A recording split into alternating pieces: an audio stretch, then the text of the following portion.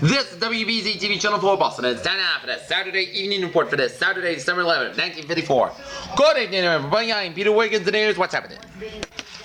A Brookline cabbie was held up in a Somerville youth assaulted and robbed early today in the latest in a wave of greater Boston holdups. Meanwhile, Boston and Waltham police checked fingerprints found in the victim's car after a $13,000 Waltham payroll robbery yesterday. Thomas B. Roddy, 47 at 252 Bunker Hill Street in Charlestown, a traffic manager of Waltham factory, was kidnapped and robbed of the payroll. His car was found abandoned on Lensdowne Street in the Back Bay. Early today, John L. McKenna, 23 of Washington Street, Brookline, was robbed by 3 years he picked up as fares in Roxbury.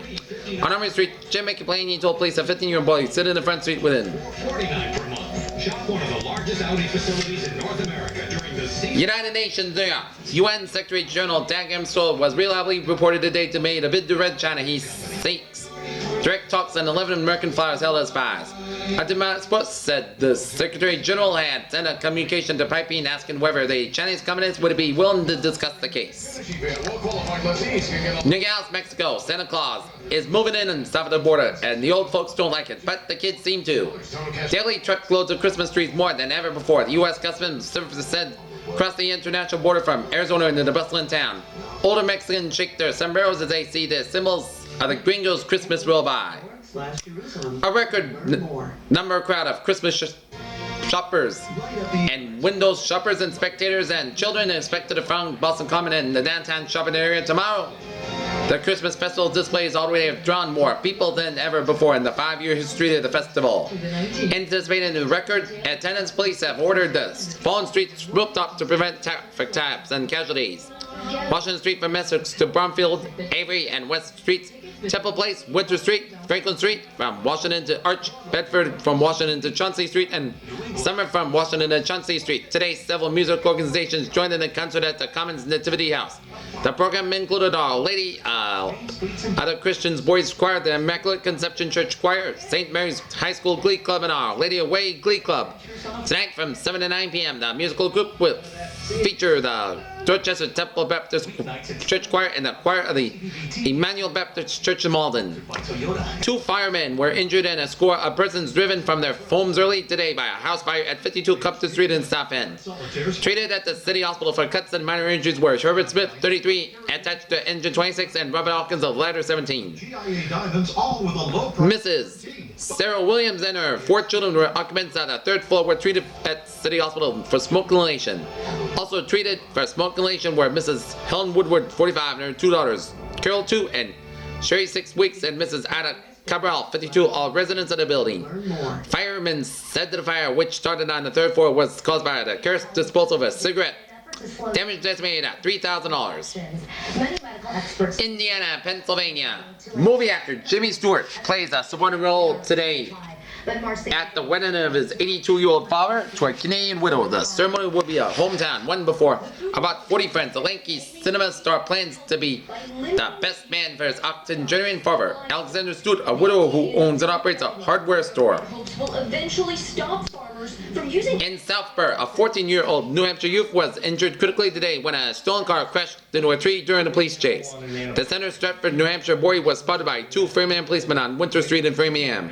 They chased the car at 70 miles an hour to Route 30 in Southborough, where it struck a tree near a curve. It took 2 wrecking cars 35 miles and 35 minutes to pry the wreckage apart to treat the youth. He sustained possible broken legs and arms, a fractured jaw, and an internal injuries. The boy was taken to Framingham Union Hospital for treatment because he was in critical condition, and the automobile was reported stolen last night in Rochester, New Hampshire. Carlisle. An Air Force helicopter pilot today spotted a jacket, boots, gun, and a missing Medford under on thin ice in the Concord River. Fears were expressed for the life of 19-year-old Earl Budoff of 114 Spring Street, and Dragon operations were begun at the scene. The helicopter and several planes from Bedford were aiding the search by police, firemen, and nearly 100 volunteers. The U.S. father and 6 brothers had searched the swampy woodlands for 24 hours. Police and fire departments from 5 towns carried out an intensive ground search with portable radio equipment and medical supplies. The youth, son of a baker from Medford, left his home at 6 a.m. yesterday and told his mother he would return at noon. He was reported missing 12 hours later. State police from the Concord Barracks found Rudolph's automobile parked on a wood road about a half-mile from Bedford Street shortly before midnight.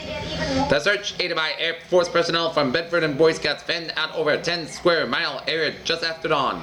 2 private planes, one piloted by Edward Lord of Carlisle and the other a companion, circled the area throughout the night watching for a light. Rudolph was dressed in warm clothes. Our behavior lab will leave you stunned.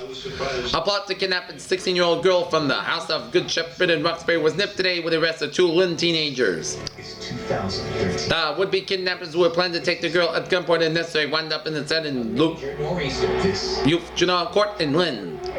The plot was masterminded by a 16-year-old who escaped Wednesday from Northampton State Police Barracks. He had been working there as a mess boy by order of the Youth Service Board. Police said he stole his father's .45 caliber automatic pistol from the cellar in the home day and yesterday. Then he joined another 16-year-old, a Youth Service Board parolee, and they took a truck owned by the escaper's uncle. They were arrested last night after a mile-long police chase started when 2 Lynn policemen spotted a truck parked at the rear of the men involved. After several hours questioning, police said the boys admitted they intended to free the escapee's girlfriend. The girl, whose name was withheld, was sent to the Roxbury Institution by order of the Youth Service Board, and an addition of .45 caliber Channel 5. automatic. The boys had a toy pistol. The escaper was charged with larceny, gun carrying, conspiracy, driving after his license, was suspended and escaping. His companion was charged with conspiracy and using a vehicle without authority. New York. Radios. Mike and Buff were on the verge of breaking up, said the New York Post said today.